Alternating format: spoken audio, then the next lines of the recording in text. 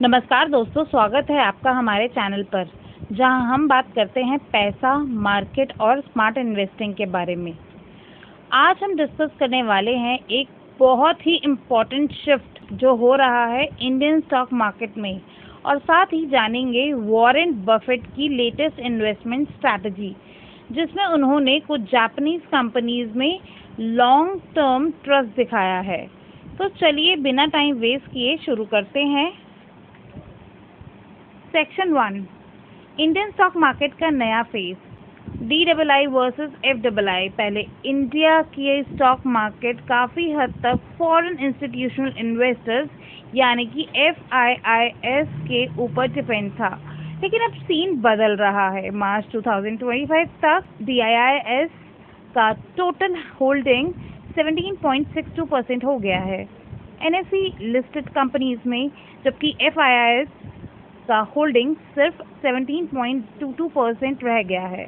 इसका मतलब अब देसी पैसा यानी डोमेस्टिक इंस्टीट्यूशनल इन्वेस्टर्स जैसे mutual funds, LIC, SBI, MF जैसे प्लेयर्स का मार्केट में ज़्यादा इन्फ्लुएंस हो गया है।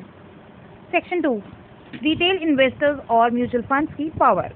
इस शिफ्ट के पीछे एक स्ट्रॉन्ग फोर्स है। रिटेल इन्वेस्टर्स आज के टाइम में लोग एक्टिवली इन्वेस्ट कर रहे हैं म्यूचुअल फंड्स में SIPs के जरिए, और यही पैसा DLL बनकर मार्केट में स्टेबिलिटी ला रहा है। मार्च 2023 में म्यूचुअल फंड्स का AUM था 15.71 लाख करोड़, और सिर्फ 2 साल में मार्च 2025 तक ये बढ़कर हो गया 29.45 लाख करोड़, यानी लगभग 94% का ग्रोथ। तो कंट्रीब्यूटर कौन है? LIC 15.17 lakh crore, SBI mutual fund 7.26 lakh crore, ICICI MF 5.33 lakh crore. ये सभी मार्केट को एक सॉलिड बेस देते हैं, जैसे फाउंडेशन एक बिल्डिंग के लिए।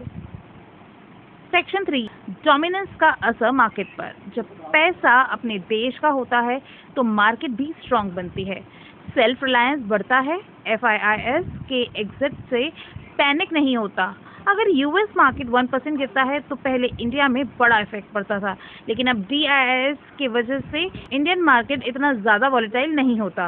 और सबसे बड़ी बात, वैल्यूएशन समझना ज़रूरी है। अगर आप फंडामेंटली स्ट्रांग और सही प्राइस पर स्टॉक खरीदते हैं तो मार्केट के चढ़ाव उतार से डरने की ज़रूरत नहीं है। सेक्शन 4, वॉरेन बफेट का जापान वाला मूव। अब बात करते हैं दुनिया के सबसे लेजेंडरी इन्वेस्टर वॉरेन बफेट की। उन्होंने एक एनुअल मीटिंग में बताया कि उन्होंने 5 जापानीज ट्रेडिंग कंपनीज में इन्वेस्ट किया और उन्हें लॉन्ग टर्म के लिए होल्ड करेंगे। Number 1 Itochu, number 2 Marubeni, number 3 Mitsubishi, number 4 Mitsui, number 5 Sumitomo. Buffett का कहना है कि ये कंपनीज लॉन्ग टर्म में सस्टेनेबल ग्रोथ दिखाएगी।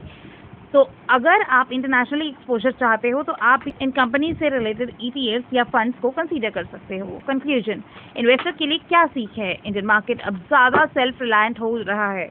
म्यूचुअल फंड इन्वेस्टमेंट और DIIs का रोल स्ट्रॉन्ग है।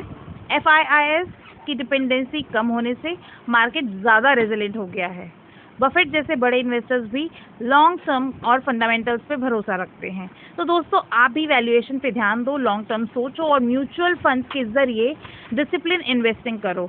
अगर आपको ये वीडियो इन्फॉर्मेटिव लगा हो तो लाइक और शेयर ज़रूर करें। कमेंट करके बताएं आपके पोर्टफोलियो में कौन से म्यूचुअल फंड या ETF टॉप परफॉर्मर है, और चैनल को सब्सक्राइब करना मत भूलिए, क्योंकि आने वाले वीडियोस में हम और भी डीप एनालिसिस और स्मार्ट इन्वेस्टिंग टिप्स लेकर आएंगे।